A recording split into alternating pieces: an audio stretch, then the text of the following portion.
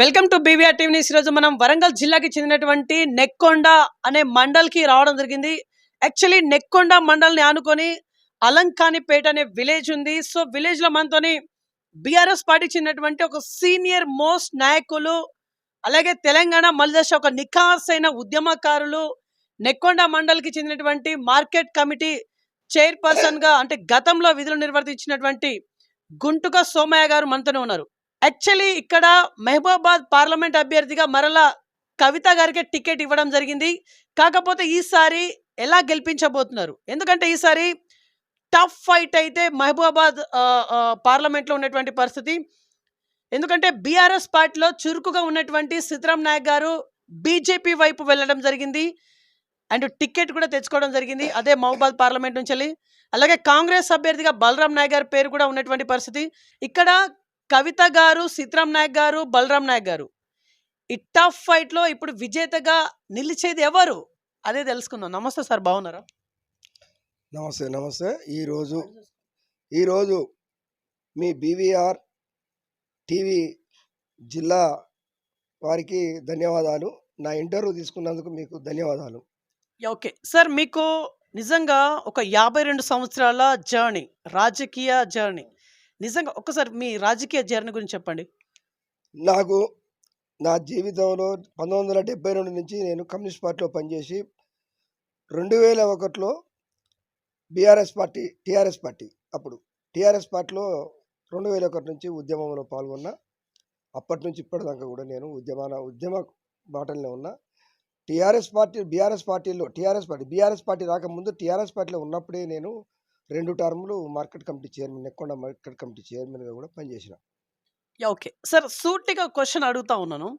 ఇప్పుడు నిన్నటి వరకు మీ పార్టీలో చాలా చురుకుగా ఉన్నటువంటి వ్యక్తి సిద్ధరాం నాయక్ గారు, మహబూబాబాద్ పార్లమెంట్ ఎక్స్ ఎంపీ.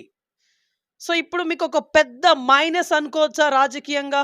ఎందుకంటే సిద్ధరాం నాయక్ గారు బీజేపీ వైపు వెళ్ళడము, టికెట్ తెచ్చుకోవడము, ఇప్పుడు మీ పార్టీకే అపోజిషన్గా నిలవడము. సీతారాం నాయక్ బీజేపీకి పోతే మాకే ప్లస్, మాకు ఇంకా మంచిది. ఎందుకంటే సీతారాం నాయక్ ఓన్లీ మండల్లో ఉన్న అసలు నాకున్న అసలు వేటి కూడా అతనికి లేదు. ఆయన గతంలో 5 సంవత్సరాలు ఎంపీగా చేసిండు, కానీ ఆయన చేసిన ఏమీ లేదు. ఆయన పోతే మాకే ఇప్పుడు ప్లస్ అయింది అనేది మేము నమ్ముతా ఉన్నాం. ఓకే, కానీ ఇక్కడ మహబూబాబాద్లో ఉన్నటువంటి డెవలప్మెంట్ మొత్తం సిద్ధరాం నాయక్ గారే చేశారన్నట్టుగా సిద్ధరాం నాయక్ గారే చెప్పడం జరిగింది నా ఇంటర్వ్యూలలో. మీరేమో ఏం చేయలేదు అంటున్నారు. అప్పుడు పర్టికులర్గా ఎంపీగా ఉన్నటువంటి ఆ టైమింగ్స్లలో మీరు సిద్ధరాం నాయక్ గారితో కలిసి తిరిగిళ్ళు, మరి డెవలప్మెంట్ ఏం జరగట్లేదని ఇప్పుడు అంటా ఉన్నారు. అప్పుడు ఎందుకు అనలేకపోయిల్లు? అప్పుడు అంటే తన పేగులు తన తీసుకొని మెడకి పలగ తీసుకోం కదా. అప్పుడు కూడా ఆయన చేసింది ఏమీ లేదు. ఆయన ఏమైనా వచ్చిన డెవలప్మెంట్ అనేది ఆ స్ట్రీట్ లైట్లో, ఆ లైట్లో, ఈ లైట్లో కమిషన్లకే చేసిండు, కానీ పబ్లిక్లో మాత్రం అతను ఏం చేయలేదు. అప్పుడు కూడా పైన ఉన్నది బీజేపీ పార్టీ ఉన్న వారికి వచ్చినటువంటి ఫండ్స్ను కూడా అతని కమిషన్లకే అమ్ముకున్నాడు, కానీ డెవలప్మెంట్ ఏం చేయలేదు ఆయన. ఓకే, కానీ ఇక్కడ ఇప్పుడు మహబూబాబాద్ పార్లమెంట్ గురించే కాకుండా రాష్ట్ర వ్యాప్తంగా బీఆర్ఎస్ పార్టీలో ఉన్నటువంటి మహామహులు, సీనియర్ మోస్ట్ నాయకులు అంటూ, ఎక్స్ లీడర్స్ అంటూ చాలామంది వివిధ పార్టీలోకి వెళ్తున్నటువంటి పరిస్థితి. ఇప్పుడు ఈ రకంగా చూసుకుంటే మీకు పెద్ద మైనస్ అని చెప్పేసి అనుకోవచ్చా స్టేట్ లెవెల్లో? గతంలో మేము 80 సీట్లు ఎంపీగా ఎమ్మెల్యేలుగా గెలిచినటువంటి వాళ్ళం 100 చిల్లర దాటినాము. ఆ రోజు కూడా వలసలు పెట్టిర్రు. ఈరోజు కూడా బీఆర్ఎస్ పార్టీలో ఉండి అనుమతి పొంది వ్యవహారాలు చేసిండు కాబట్టి వాళ్ళు భయం పట్టుకొని వాళ్ళకి ఎక్కడ ఏం చెప్తుందనే ఆలోచన ప్రకారంగానే ఇక చాలామంది పేర్లు చెప్పాలంటే చాలా విధానం ఉంటుంది. పేర్లు చెప్పాలంటే బొంతు రామ్మోహన్ అంటే ఆయనను చిన్న కింది క్యాడర్ నుంచి తీసుకొచ్చి కూడా పెడితే ఆయన జిహెచ్ఎంసీలో పెద్ద చేస్తే కూడా ఆయన సంటుడు పోయిండు. ఇవాళ ఎవ్వరు పోయినా గతంలో వచ్చినోళ్ళే పోతూ ఉంటారు. టీఆర్ఎస్ పార్టీ పుట్టినప్పుడు టీఆర్ఎస్ పార్టీ ఉద్యమం చేసినప్పుడు ఉన్నోళ్ళు కాదు, వాళ్ళు పదవుల కొరకు వచ్చిన వాళ్ళే మళ్ళీ పోతా ఉన్నారు అంతే. ఓకే, మీది వరంగల్ జిల్లా కాబట్టి ఇదే వరంగల్ జిల్లాకు చెందినటువంటి ఎక్స్ ఎమ్మెల్యే ఆరూరు రమేష్ గారు, వర్ధనపేట ఎక్స్ ఎమ్మెల్యే ఆరూరు రమేష్ గారు బీజేపీలోకి వెళ్ళడం జరిగింది. అలాగే ఈరోజు 15th డేట్, ఈరోజు పస్నూరి దయాకర్ గారు కూడా కాంగ్రెస్ రేవంత్ రెడ్డి గారిని కలవడం జరిగింది. అంటే ఇప్పుడు మీకు ఏం అర్థం అవుతా ఉంది? అంటే బీఆర్ఎస్ అనేది ఖాళీ అవ్వబోతుందా? ఒక్కటి వినండి, వీళ్ళ ఆస్తులు కాపాడుకుందానికి వీళ్ళు పోతాండ్రే తప్ప క్యాడర్ అయితే పోరు. వాళ్ళను నోట్లో ఉంచుతారు. వాళ్ళను వాస్తవంగా చెప్పాలంటే వాళ్ళకు బుద్ధి చెప్తారు, తగిన బుద్ధి చెప్తారు. వచ్చే పార్లమెంటు ఎన్నికలలో ఖచ్చితంగా వరంగల్ కానీ మహబూబాబాద్ కానీ ఖచ్చితంగా గెలిచి తీరుతాం. సార్, ఇక్కడ ఖచ్చితంగా గెలిచే తీరుతాం అంటా ఉన్నారు. లాస్ట్ టైం శాసనసభ ఎలక్షన్లో కూడా ఇదే మాట చెప్పిళ్ళు మీరు. స్వయంగా కేసీఆర్ గారే 102 to 104 వరకు అని చెప్పేసి అన్నారు. కానీ ఎంతకు సీట్లు వచ్చాయనేది ఇది అందరికీ తెలుసు, మీకు కూడా తెలుసు. ఇప్పుడు కూడా ఖచ్చితంగా గెలుస్తామని అంటున్నారు మీరు, ఓకే. కానీ ఆ రకంగా సీట్లు రాకపోతే ఏంటి? ఇప్పటి వరకు కాంగ్రెస్ పార్టీ గెలిచి ఇచ్చిన హామీలను పక్కకు పెట్టి ఈ రోజులలో వాస్తవంగా చూడాలంటే ఇక్కడ పాకాల ఏరు కానీ, ఈ మన ఒట్టెవాక్ కానీ ఏర్లన్నీ ఎండిపోయి పొలాలు ఎండిపోతూ ఉన్నాయి. రైతులు ఏదో మార్పు అని చేసిండ్రు. ఇప్పటి వరకు మార్పు మళ్ళీ జరుగుతుంది. మళ్ళీ వాళ్ళకు జరిగిందే మార్పే మళ్ళీ మాకు ఇప్పుడు ఎంపీ ఎలక్షన్లో ఖచ్చితంగా ఏర్పడుతుంది అనేది మా నమ్మకం. ఓకే. ఇక్కడ ఇప్పుడు మహబూబాబాద్ పార్లమెంట్లో ఒక బిగ్ ఫైట్, కవిత గారు, బలరాం నాయక్ గారు, సీతారాం నాయక్ గారు, ఈ ముగ్గురు నడుమన ఫైట్ అయితే ఉండబోతుంది. ఈ ఫైట్ పైన మీ కామెంట్? ఫైట్ పైన సీతారాం నాయక్తోనే ఏం లేదు, నీళ్ళు కాకుండా బలరాం నాయక్కు మాకే ఫైట్ ఉంటుంది. అయినా మాదే పైచేయి ఉంటుంది. ఖచ్చితంగా కవితమ్మ గెలుస్తుంది, గెలిచి తీరుతుంది. పోయిన గతానికంటే ఇప్పుడు ఎక్కువ మెజార్టీతో గెలుస్తుంది. ఓకే. ఇప్పుడు కవితమ్మ గారు గెలుస్తారని చెప్పేసి అంటా ఉన్నారు. సార్, యాక్చువల్లీ అక్కడ కవిత గారు చేసిన డెవలప్మెంట్ ఏంటిది? కవిత గారు చేసిన డెవలప్మెంట్ ఏంటిదంటే కేంద్ర ప్రభుత్వంలో ఉన్నటువంటి ఆ బీజేపీ నిధులు ఎంతవరకు ఇచ్చినా కూడా అంతవరకు ఆ నిధులను ఎక్కడెక్కడ ఎవరో ఆపతున్నా, ఎక్కడెక్కడ ఏం రోడ్లు కావాలన్నా, ఏం చేయాలన్నా ఆమె శాయశక్తులు ఉన్నంత వరకు చేసింది. అక్కడ పైన అధికారంలో లేవు కాబట్టి ఇప్పటికి కూడా గదే ఉంటుంది. ఎవరు చేసినా, బలరాం నాయక్ గెలిచినా గదే ఉంటుంది, కవిత గెలిచినా గదే ఉంటుంది, సీతారాం నాయక్ గెలిచినా గదే ఉంటుంది. ఖచ్చితంగా మాత్రం కవితమ్మ మనసుతత్వం, కవితమ్మ వ్యవహారం, మా శైలిక ఎంత బాగుంటుంది. ఖచ్చితంగా పబ్లిక్తో మంచిగా ఉంటుంది కాబట్టి ఆమె గెలిపిస్తారనేది నా నమ్మకం. ఓకే. కానీ ఇక్కడ ఇదే మహబూబాబాద్ పార్లమెంట్లో కాంగ్రెస్ పార్టీ జోష్, ఆ హవా నడుస్తూ ఉన్నటువంటి ఈ టైంలో ఎలా గెలుస్తారనేది ఇట్స్ ఒక బిగ్ క్వశ్చన్గా కొంతమంది చర్చనించుకుంటున్న పరిస్థితి. అయితే వాస్తవంగా చెప్పాలంటే మొత్తం 119 ఎమ్మెల్యే సీట్లలో మా నర్సంపేట ఖచ్చితంగా గెలుతుందనే మాకు నమ్మకం ఉన్నది. మార్పు అని ఎట్లా పోయిందో ఈరోజు కూడా రేపు వచ్చే ఎంపీ ఎలక్షన్లలో కూడా ఖచ్చితంగా గెలుస్తామనే మా నమ్మకం. ఎందుకు అంటే ఈ 3 నెలల్లో ప్రభుత్వం ఏం చేస్తుంది, ఏం పోతుంది, ప్రభుత్వం ఇచ్చిన హామీలను ఏం చేసింది ఇంతవరకు కూడా. ఇప్పటికీ పొలాలు ఎండిపోతున్నాయి, చెర్లు ఎండిపోయినాయి, నీళ్ళు లేవు, బావులలో నీళ్ళు లేవు, మోటార్లు కాలుతున్నాయి, కరెంటు పూర్తిగా లేదు. కాబట్టి పబ్లిక్ అర్థమైపోయింది. ఓకే. సార్, ఇక్కడ మీరు ఎక్కడో నిరుత్సాహంతో ఉన్నారంట బీఆర్ఎస్ పార్టీలో, సరిగా మిమ్మల్ని గుర్తించడం లేదు, పట్టించుకోవడం లేదు అనే కోణంలో మీరు కొంచెం నిరుత్సాహంలో ఉన్నారనే మాట కొంత వినిపిస్తూ ఉంది. నేను ఏనాడు కూడా నిరుత్సాహంగా ఉండను. ఆనాడు ఉద్యమకారుణ్ణి, ఈనాడు ఉద్యమకారుణ్ణి, ఇప్పటికి కూడా నేను ఉద్యమకారుణ్ణే. ఏనాడు కూడా నేను నిరుత్సాహంగా ఉండను. నాకు నిరుత్సాహం అనే ముచ్చటే ఉండదు. నేను ఏనాడు కూడా పదవులు కూడా కోరుకోలేదు. నాకు కావాలని ఉద్యమకారుడని నాకు మార్కెట్ కమిటీ చైర్మన్ పార్టీ అధిష్టానమే ఇచ్చింది. అయినా నేను ఇప్పటివరకు కూడా నాకు అలాంటి విధానం లేదు. నేను ఖండిస్తానా, ఇళ్ళ నుంచి ఉన్నోళ్ళు పోయినోళ్ళనే ఖండిస్తాను. నేను నిరుత్సాహం అనేది ఉండదు. ఓకే. సార్, ఇక్కడ ఇప్పుడు మహబూబాబాద్ పార్లమెంట్లో మీ అభ్యర్థి గెలవాలంటే మీరు ఓటర్స్ దగ్గరికి వెళ్ళి గడప గడపన మీ మేనిఫెస్టో అనేది చెప్పుకుంటా తిరగాల్సినటువంటి పరిస్థితి ఉంటుంది. మరి మీరేం చెప్పి ఓట్లు అడుగుతారు? కాంగ్రెస్ కంటే ఉన్నటువంటి 6 గ్యారంటీస్ని ముందు పెట్టి ఓట్లు అడిగే ప్రయత్నం చేస్తుంది. మరి మీరేం చెప్పి అడుగుతారు? కాంగ్రెస్ పార్టీ 6 గ్యారంటీలను మొత్తం పొందబెట్టింది. 2 లక్షల రుణమాఫీ అని రాగానే 9వ తారీఖు ఇస్తాం, 9వ తారీఖు ఇస్తాం అనే మాట కూడా అది కూడా పోయింది. వాళ్ళు చేయలేరు చేతగాని పని. కాకుంటే ఏందంటే మా బీఆర్ఎస్ పార్టీని బదనాం చేద్దానికే అది మన ఇది ఇరిగింది, అది ఇరిగింది, నదులు పోయినాయి, నీళ్ళు పోయినాయి, అది పోయినాయి అని వాళ్ళు కాళేశ్వరం గానీ, మేడిగడ్డ గానీ ఎప్పుడు చూసినా వాళ్ళు రాజకీయం చేసేటోళ్ళు ఖచ్చితంగా వాళ్ళేం చేయాలంటే పబ్లిక్ కొరకు చూడాలి. ఫస్ట్ పబ్లిక్‌ని చూడాలి. వాళ్ళు ఇచ్చిన హామీలను నెరవేర్చాలి.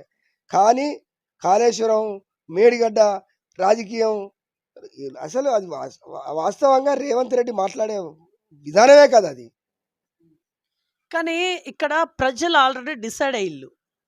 ఖచ్చితంగా బీఆర్ఎస్‌ను పక్కన పెట్టాలి. కాంగ్రెస్‌ని అధికారంలోకి తీసుకురావాలని అనుకున్నారు. అనుకున్నది అనుకున్నట్టుగానే కాంగ్రెస్ అధికారంలోకి వచ్చింది. అంటే ప్రజల నిర్ణయం గురించి నేను మాట్లాడుతా ఉన్నాను. మరి ఈసారి ఏం జరగబోతుందనేది మీ మైండ్‌లో రన్ అవుతా ఉంది.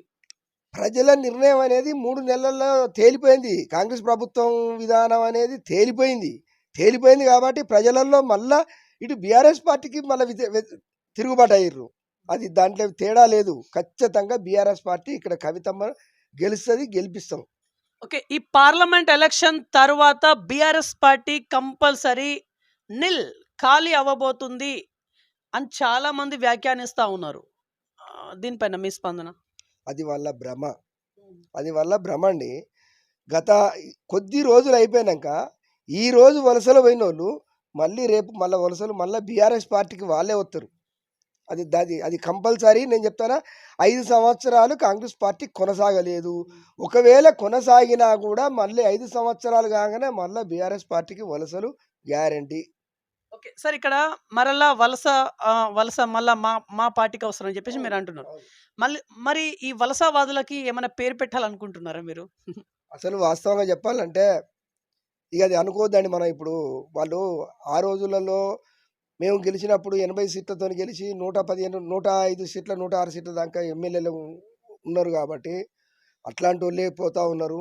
ఇవాళ ఎవరు పోయినా ఏం పోయినా పబ్లిక్ మాత్రం చెడిపోరు. పబ్లిక్ ఖచ్చితంగా మళ్ళీ పట్టం బీఆర్ఎస్కే కడుతుంది. ఓకే. ఎందుకు బీఆర్ఎస్కే కడతారు? ఇప్పుడు ఆల్రెడీ బీజేపీ ఉంది. ఫామ్‌లోనే ఉంది బీజేపీ. బాగా హుందాతనంగా కూడా ఉన్నటువంటి పరిస్థితి. మరి బీజేపీ పైన మీ కామెంట్? బీజేపీ పైన కామెంటు అంటే ఒకందుకు చేసిన వాళ్ళని మనం అనొద్దు. కొంత బీజేపీ కేంద్ర ప్రభుత్వంలో కొంత చేస్తూ ఉన్నది. చేస్తలేదని దాన్ని కూడా మేము నిందించుడు కరెక్ట్ కాదు. కానీ కాకుంటే కాంగ్రెస్ పార్టీ బీఆర్ఎస్ పార్టీను బీజేపీ పార్టీ ఒకటని నిందించుకుంటూ వాళ్ళు ఓటు దండుకుందామని చూస్తూ ఉన్నారు. కానీ మాకు బీఆర్ఎస్ పార్టీకి మాకు సంబంధాలు లేవు. మాది మాకే ఉంటుంది. అయినా మేము ఏనాడు కూడా బీఆర్ఎస్ పార్టీని విడనాడేది లేదు. బీఆర్ఎస్ పార్టీ ఖచ్చితంగా నేను గెలిపించుకుంటాం ఇక్కడ. ఓకే. సార్ ఇక్కడ ఒక బీఆర్ఎస్ పార్టీ సీనియర్ మోస్ట్ నాయకుడిగా మీరు ప్రెజెంట్ చలామణిలో ఉన్నారు. మహబూబాబాద్ పార్లమెంట్ యావత్ ప్రజానీకానికి అంటే 7 నియోజకవర్గపు ప్రజలకి ఇప్పుడేం చెప్పాలనుకుంటున్నారు? 7 నియోజకవర్గ ప్రజలకు మేము చెప్పకున్నా ప్రజలల్లో ఈ 3 నెలల పాలన వాళ్ళు ఎంత వెనుకకు ఎలక్షన్ పెడతా ఉన్నారో, ఎంత ఎలక్షన్ వెనుకకైనా కూడా అంత మాకు మేలు జరుగుద్దనే మేము కోరుకుంటా ఉన్నాం. ఎందుకు కోరుకుంటా ఉన్నాం అంటే వాళ్ళు ఇచ్చే వాళ్ళు ప్రకటించిన ఏది కూడా చేయలేరు కాబట్టి, వాళ్ళ పాలన మంచి లేదు కాబట్టి ఖచ్చితంగా మళ్ళా కేసీఆరే మన దేవుడు, కేసీఆరే మనకి ఇది, మనం కేసీఆర్నే గెలిపియాలి, కేసీఆర్ పార్టీనే గెలిపించాలనేది ప్రజలలో బాగా నాటకపోయింది. ఇంకా ఎంత లేట్ అయితే అంత మేము ఇంకా బలపడతాం. ఓకే. సార్ యాక్చువల్లీ ఇదే కేసీఆర్ గారి పైన ఒక నెగటివ్ టాక్ అయితే ఉన్నటువంటి పరిస్థితి. అదేంటంటే 6 లక్షల పైచిలకు కోట్ల అప్పు చేసిండు అని చెప్పేసి ఒక టాక్ అయితే ప్రజెంట్ నడుస్తూ ఉన్నటువంటి పరిస్థితి. మరి ఇంత అప్పు చేసినటువంటి వ్యక్తికి మరలా ఓట్లేస్తారు, మరలా దేవుడు అంటారు అని చెప్పేసి అనుకోవడం ఇది ఎక్కడ సింక్ అవ్వట్లేదు కదా? ఓకే అండి. 6 లక్షల కోట్లు అప్పునే చూస్తూ ఉన్నారు. కానీ అభివృద్ధి ఎన్ని కోట్ల అభివృద్ధి అయింది అనేది అది చూడాలి ఫస్ట్. ఇప్పుడు మేడిగడ్డ కానీ, కాళేశ్వరం కానీ, అన్నారం కానీ ఇవన్నీ చేసి 2 ఇయర్స్లో 2 సంవత్సరాలలో నీళ్ళు అందించిన ప్రభుత్వం అంటే బీఆర్ఎస్ ప్రభుత్వమే. కానీ అప్పును చూస్తూ ఉన్నారు. ఇవాళ నేను కూడా ఉన్నా, నేను ఇల్లు కట్టుకున్నా, ఇలా గిలాబ్ చేసుకోలేకపోతున్నా. నా ఇల్లు కూడా సింకు అవుతుంది. ఆ మూల పోతూనే ఉన్నాయి. అది కరెక్ట్ కాదు. ఖచ్చితంగా అంతకంటే అభివృద్ధి అక్కడ ఉన్నది, చేసి ఉన్నది. అప్పు తీసుకొని కేసీఆర్ నోట్లు వేసుకోలే, అభివృద్ధి చేసిండు. అభివృద్ధిలో ఉన్నాయి డబ్బులు. ఓకే. ఇప్పుడు మహబూబాబాద్‌లో యాక్చువల్లీ ఎలాంటి డెవలప్‌మెంట్ జరగాలి అని ప్రజలు అనుకుంటున్నారు? ప్రజలు ఎప్పుడు కోరుకున్నా మనం రాజకీయ పార్టీలు పెట్టే ఆశలను ఎదురు చూస్తా ఉంటారు.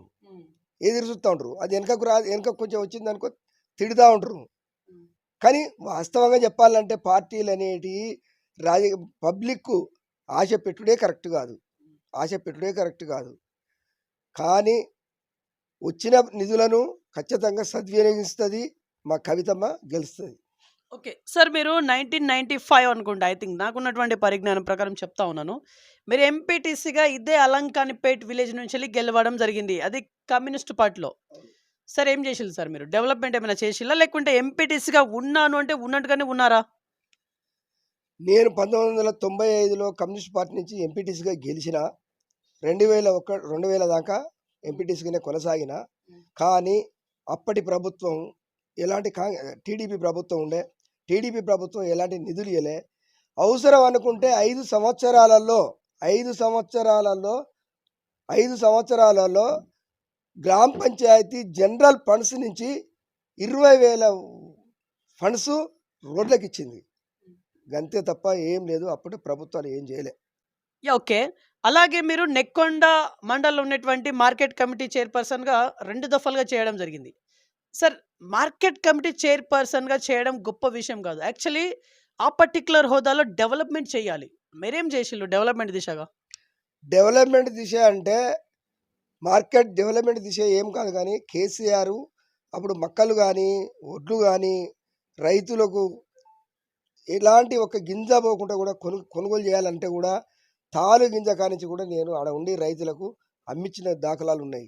ఈ రోజులలో ఎవరు కూడా ఏ ప్రభుత్వం కూడా దేకలేదు. అంతవరకు మనం చేసినాం మనం. ఓకే. ఎంత నిధులతోని మీరు డెవలప్‌మెంట్ చేసిల్లు?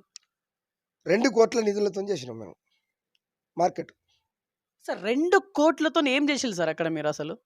2 కోట్ల నిధులు అంటే అక్కడ డెవలప్మెంట్ అంటే మనకు ఇప్పుడు ఆడ కొన్ని కమిటీలు ఉంటాయి కదా, హాళ్ళు గిట్ల ఉంటాయి కదా, అలాంటివి ఉంటాయి. వాటర్ ప్లాంట్ ఉంటుంది, లైటింగ్స్ ఉన్నది, షెడ్ డెవలప్మెంట్ ఉన్నది, అవన్నీ చేసినాం.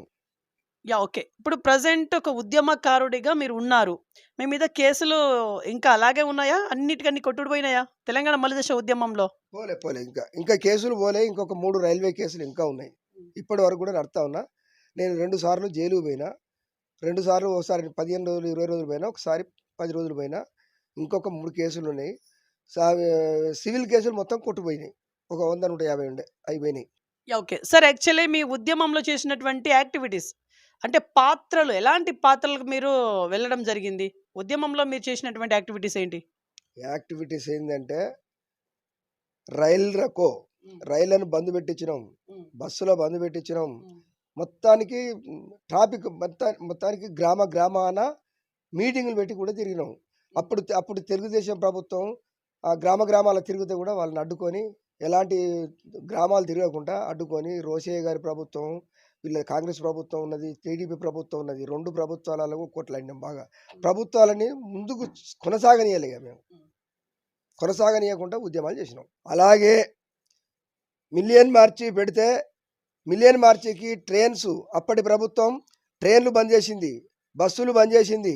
బంద్ చేస్తే నేను బైక్ వేసుకొని బైకులో మా మిస్సెస్ చీరే, జాకెటు, బియ్యం, హాస్పిటల్ చిట్టీలు పట్టుకొని, జెండా జేబులో పెట్టుకొని మిలియన్ మార్చి పోయి ఫస్ట్ మిలియన్ మార్చిలో బ్యారికేడ్ తొలగించినోడిని నేను. మళ్ళీ అట్లాగే ఇంకా 2వసారి కూడా గద్దారు అనేట ఆయన నక్లిస్ రోడ్లో పెట్టిండు.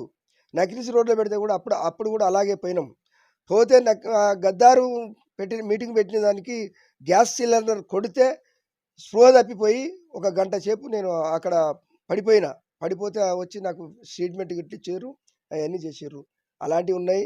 పోతే పాలకుర్తిలో అప్పుడు దయాకర్ రావు గారు టీడీపీలో ఉన్నప్పుడు పాలకుర్తిలో మీటింగ్ పెడితే మేము అడ్డుకుంటే మమ్మలను టీడీపీ వాళ్ళు బలవంతంగా వచ్చి కొడితే దెబ్బలు ఈపులు మాకు పలిగిపోయినాయి.